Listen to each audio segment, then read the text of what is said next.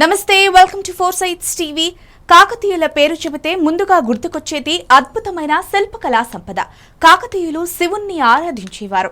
అలాంటి శివారాధకులు ఒకటి కాదు, రెండు కాదు, 365 ఆలయాలు నిర్మించారు. అందులో ఒకటి హనుమకొండ జిల్లా భూపాలపల్లి నియోజకవర్గం పరిధిలోని పెద్ద కోడెపాక గ్రామంలో ఉన్న రాజరాజేశ్వర స్వామి దేవాలయం. దేశంలో కాశీ పుణ్యక్షేత్రం తర్వాత అంతటి ప్రాముఖ్యత కలిగిన పెద్ద కోడెపాక గ్రామంలోని శ్రీ రాజరాజేశ్వర స్వామి దేవాలయం పాలకుల ఆదరణకు నోచుకోవడం లేదు. ప్రాముఖ్యత కలిగిన ప్రాచుర్యానికి నోచుకోక కాకతీయుల కాలం నాటి పెద్ద కోడెపాక గ్రామం రాజరాజేశ్వర స్వామి దేవాలయంపై ఫోర్సైట్స్ టీవీ ప్రత్యేక కథనం. నమస్తే, వెల్కమ్ టు ఫోర్సెస్ టీవీ. మనం ప్రస్తుతం హనుమకొండ జిల్లా భూపాలపల్లి నియోజకవర్గం పెద్ద కోడెపాక గ్రామంలో ఉన్నాము. ఈ గ్రామంలో కాకతీయుల కాలంలో నిర్మించిన శివాలయం టెంపుల్ ఉంది. అయితే భారతదేశంలో అతి పుణ్యక్షేత్రమైన కాశీ పుణ్యక్షేత్రానికి సంబంధించిన ఎంత పుణ్యక్షేత్రం ఉందో అంతే పెద్ద క్షేత్రం. అటువంటి దైవ నైవేద్యం గల టెంపుల్ ఈ గ్రామంలో ఉంది. అంత పేరు ప్రఖ్యాతులుగాంచిన ఈ దేవస్థానం మాత్రం ఈరోజు కన్నీరు గారుస్తుంది. ఎందుకు ఈ దేవస్థానం అభివృద్ధి చెందలేదు? ఎంతోమంది రాజకీయ నాయకులు వస్తూనే ఉన్నారు, ఈ దేవులను దర్శించుకుంటూనే ఉన్నారు, పోతూనే ఉన్నారు. కానీ ఈ గుడి అభివృద్ధి కోసం మాత్రం నిధులు ఎందుకు ఇవ్వడం లేదు? అదే అంతుచుకొని ప్రశ్న.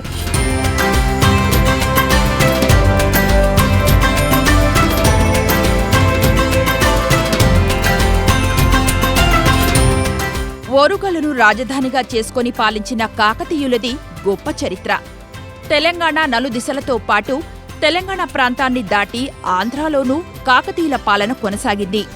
ఇప్పటికీ వరంగల్ నగరానికి వెళితే మనకు ఠక్కున గుర్తొచ్చేది 1000 స్తంభాల గుడి. ఉమ్మడి వరంగల్ పేరు చెప్తే చాలు రామప్ప గుడి, పాకాల చెరువు, ఇలా చెప్పుకుంటూ పోతే కాకతీయుల పాలనకు సాక్ష్యంగా నిలిచేవి అనేకం నేటికీ దర్శనమిస్తాయి. వ్యవసాయానికి ఊతమిచ్చేందుకు నాడు కాకతీయులు నిర్మించిన గొలుసుకట్టు చెరువులు వారి ఇంజనీరింగ్ ప్రతిభకు నిదర్శనం. మనిషిని ముందుకు నడిపించేది నమ్మకం. ఆ నమ్మకానికి పునాది వేసేది ఆధ్యాత్మికత. ఆ ఆధ్యాత్మికతకు పెద్దపీట వేసిన కాకతీయులు స్వయంగా శివారాధకులు. అందుకే మనకు కాకతీయ పాలనలో ఎక్కువగా శివాలయాలు కనిపిస్తాయి.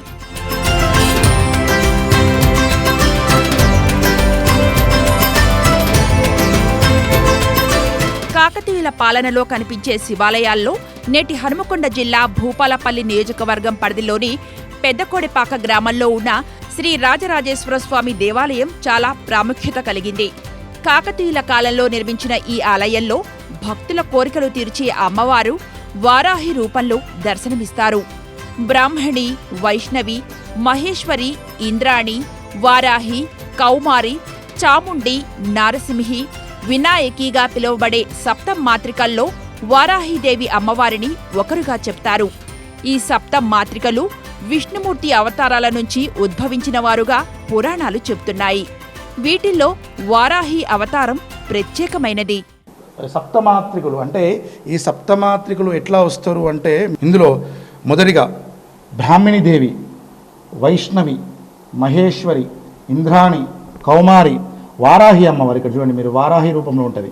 వారాహి, చాముండి, ఇక్కడ నరసింహావతారం, నరసింహి, తర్వాత లాస్ట్ గణపతి ఉంటాడు. లాస్ట్ గణపతి. వీళ్ళు సప్తమాత్రికులుగా నాగబంధనంతో 3 తలలు 5 తలలు నాగబంధనంతో ఉన్నటువంటి ఈ సప్తమాత్రికులను వీరు వరాహదేవిగా, ఇందులో వరాహదేవి చాలా విశిష్టత అండి.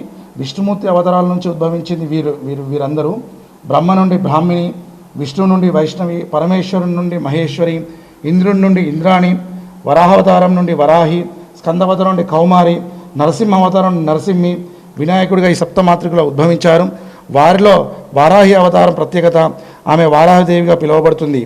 ఆ పరమేశ్వరుడు క్షేత్రానికి, ఈ యొక్క క్షేత్రానికి క్షేత్రపాలిక కాపుగా వస్తుంది. ఇందులో ప్రత్యేకత నాగబంధనం, సప్తమాత్రికులు, వారాహి అమ్మవారు ఉంటుంది.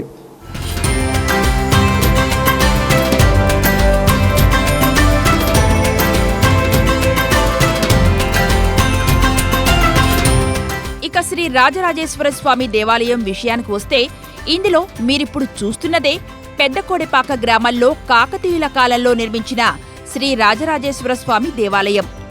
బయట నుంచి చూస్తే పెద్దగా ఏమీ కనిపించదు. కానీ గుడి లోపలికి వెళితే ఆలయ నిర్మాణం, నాటి శిల్పకళా నైపుణ్యం కళ్లకు కొట్టొచ్చినట్లు కనిపిస్తాయి.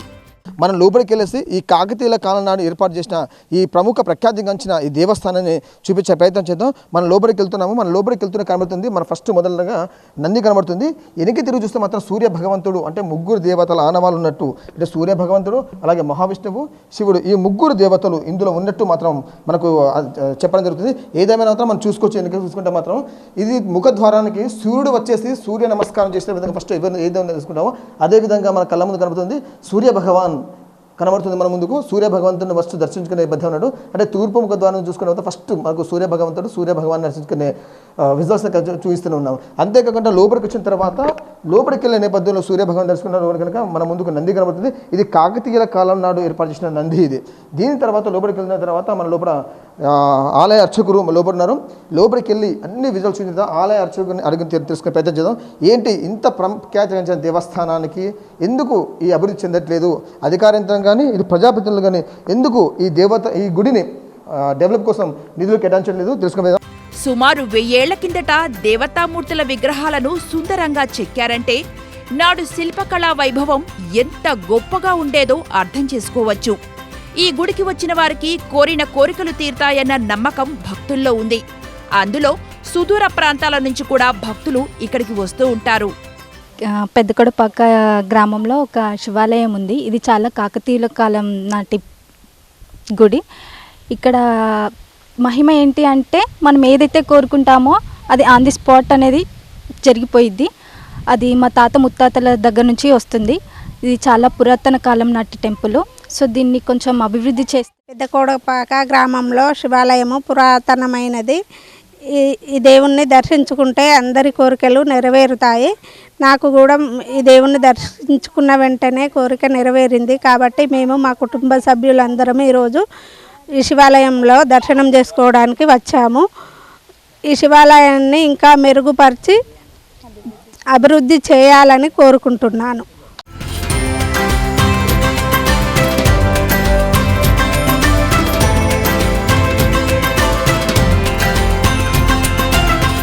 ఆలయ ప్రాంగణంలో నాడు నిర్మించిన కొలను లాంటి బావి నిర్మాణం కూడా ఉంది. అందులో ఇప్పటికీ నీళ్లున్నాయి. అయితే ఆదరణకు నోచుకోని కారణంగా అది చెత్తా చెదారంతో నిండిపోయింది. 1000 ఏళ్ల కిందటే రాళ్లతో నిర్మితమైన ఈ కొలను లాంటి బావి చరిత్రకు మరో సాక్ష్యంగా నిలుస్తోంది. నాటి పాలనకు దర్పణం పడుతోంది.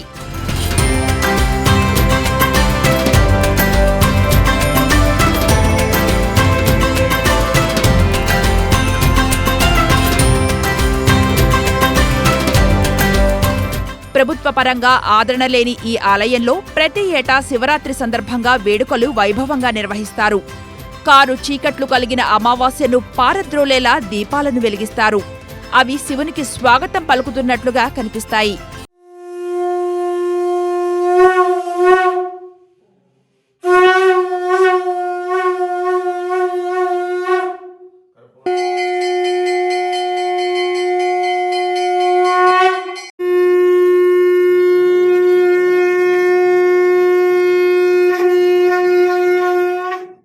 కలిసి ఉండాలి. గ్రామంలో ఒక దేవాలయం పూజ కోసం ఒకటే లేదు. ఇది మొత్తం సమాజంకి ఒక ప్లేస్లో తీసుకురావడానికి ఒక మాధ్యమం ఉంది. ఇదే విధంగా మనము ముందుకు వెళ్ళాలి. ఆ విద్యుత్ దీపాల కాంతిలో భక్తులు పరమశివుణ్ణి స్మరిస్తూ పరవశించిపోతారు. భక్తులు గుడి వద్ద ఏర్పాటు చేసే అగ్నిగుండం దాటుతూ సంతోషంగా నడుస్తారు.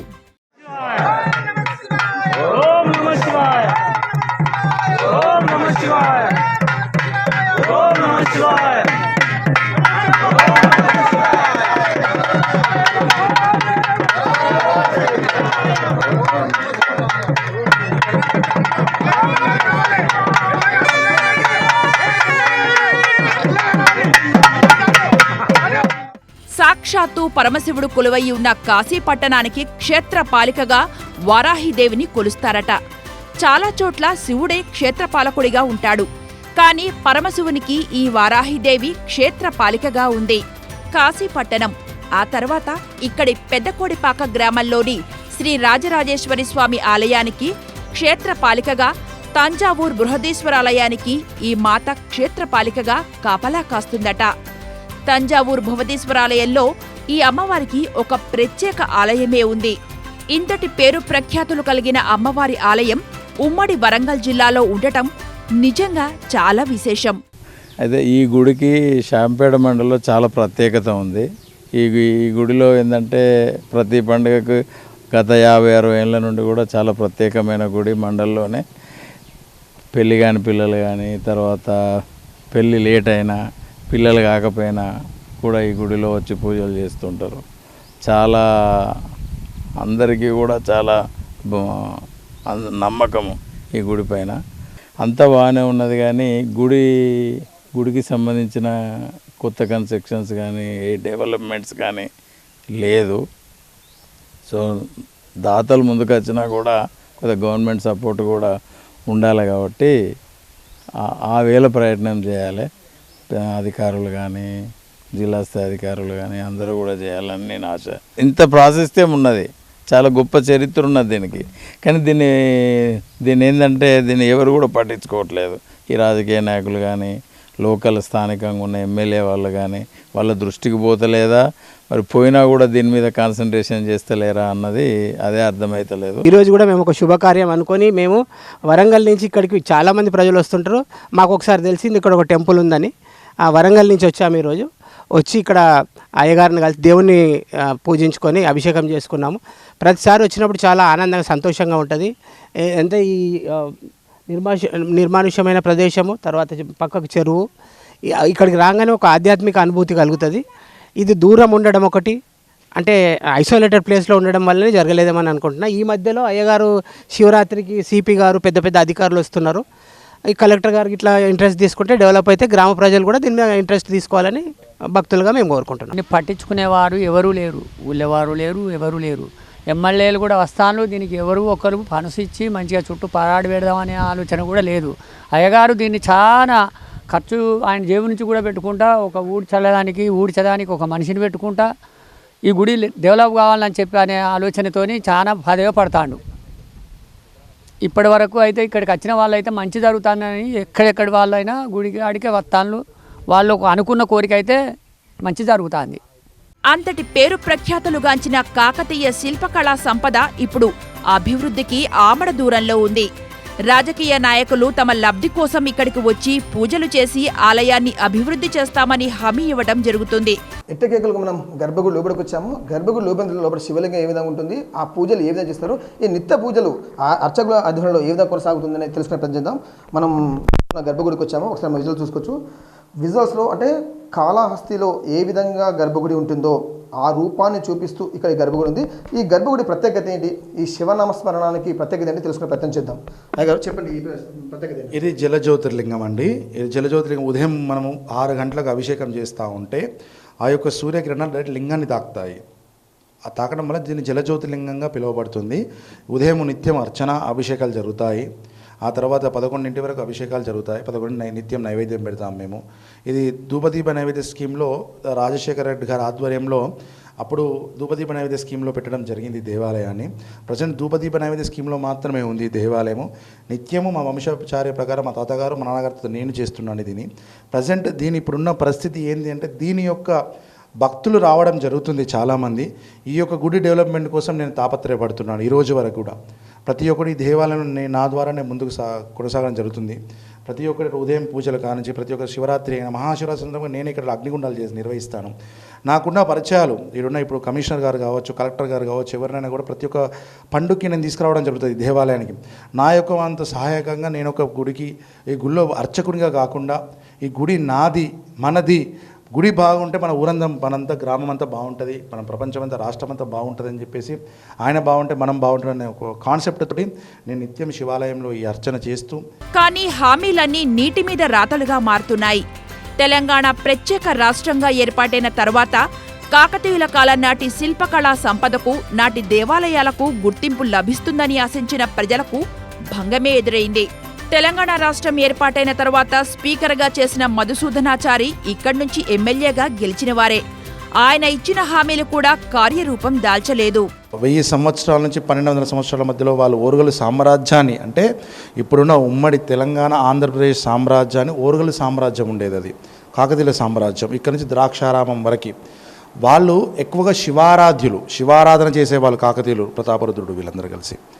సో వీళ్ళు ఏం చేశారు అంటే 365 దేవాలయాలు నిర్మించారు కాకతీయుల నిర్మాణంలో.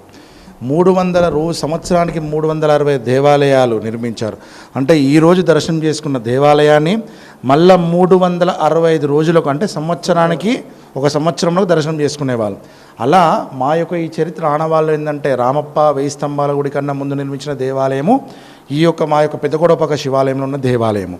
ఇందులో ఉన్న గణపతి వరసిద్ధి వినాయకుడు, భారతదేశంలో అంత పెద్ద వినాయకుడు ఎక్కడా ఉండడు మీకు. కాకతీయులు నిర్మించిన దేవాలయంలో ప్రత్యేకంగా ఏంటంటే త్రికూటాలయాలు నిర్మించారు. త్రికూటాలయం అంటే వాళ్ళు ఓన్లీ శివారాధ్యులు, కానీ శివకేశవులు అడ్డనామాలు పొడుగునామాలు, శివుడికి విష్ణువుకి భేదాలు లేకుండా వాళ్ళు నిర్మించారు. 1000 స్తంభాల గుడిలో త్రికూటాలయం ఉంటుంది, రామప్ప గుడిలో త్రికూటాలయం ఉంటుంది. ఎక్కడ దేవాలయం త్రికూటాలయాలు ఉంటాయి వాళ్ళకు కాకతీయులు నిర్మించిన దేవస్థానాలు. కానీ మా దగ్గర ప్రత్యేకత ఏంది అంటే అది సూర్య దేవాలయము. సూర్యుని కిరణాలు ఉదయము ఉద్భవించి శివలింగం మీద అభిషేకం చేస్తూ ఉంటే కిరణాలు పడుతూ ఉంటాయి. దీన్ని జలజ్యోతిర్లింగము అంటారు. మేము మా తాతల నుంచి వచ్చేది. తిరిగి మా తాతగారు చేశారు ఈ దేవాలయానికి అర్చకుడిగా, తర్వాత మా నాన్నగారు చేశారు, తర్వాత నేను చేస్తున్నాం. వంశపార్యంగా మేమే చేస్తున్నాం దీన్ని. ఆలయానికి 3 తరాలుగా ఒక పూజారి కుటుంబం వంశపారంపర్యంగా అర్చకునిగా సేవలు అందిస్తోంది. అయితే ప్రస్తుతం పూజారిగా కొనసాగుతున్న అర్చకుడు పండుగల సమయంలో ప్రముఖులను ఆలయానికి ఆహ్వానిస్తూ గుడి ప్రాముఖ్యత తెలిపే ప్రయత్నం చేస్తున్నారు. కానీ ప్రభుత్వ పరంగా ఆశించిన స్థాయిలో గుడికి గుర్తింపు లభించడం లేదు. ఆలయాన్ని అభివృద్ధి చేయడం ద్వారా కాకతీయుల చరిత్రను గుర్తించిన వారవుతారు. కోరిన కోరికలు తీర్చే పరమశివుణ్ణి దర్శించుకునేందుకు మరింత మంది భక్తులు వచ్చే అవకాశం కూడా ఉంటుంది.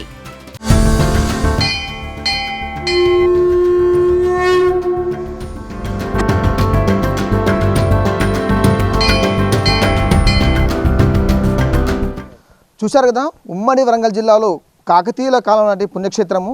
ఈ పుణ్యక్షేత్రం చూస్తుంటే మాత్రం కంటికి చాలా కనువిలా ఉంది.